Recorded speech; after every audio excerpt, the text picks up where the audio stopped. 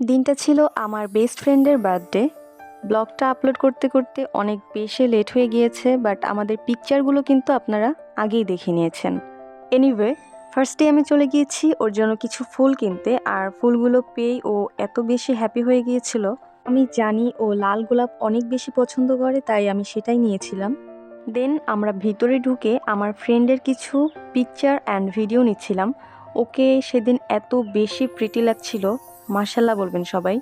তারপর আমরা গিয়ে বসলাম, বসে বসে অনেকক্ষণ গল্প করেছি, হাসাহাসি করেছি।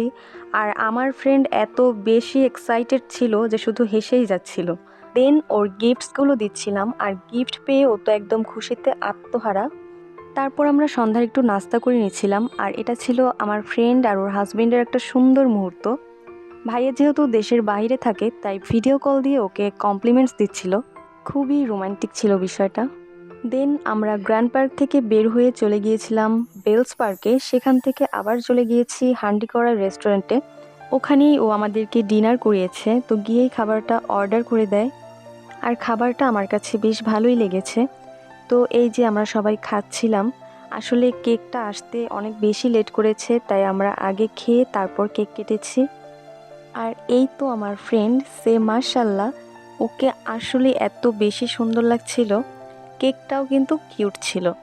দেন ও কেকটা কাটলো অ্যান্ড সবাইকে খাইয়ে দিল। এই দিনটা নিয়ে ওর এত প্ল্যানিং, এত এক্সাইটমেন্ট ছিল। যাই হোক, আজকের ব্লগটা এখানেই শেষ করছি। সবাই ভালো থাকবেন।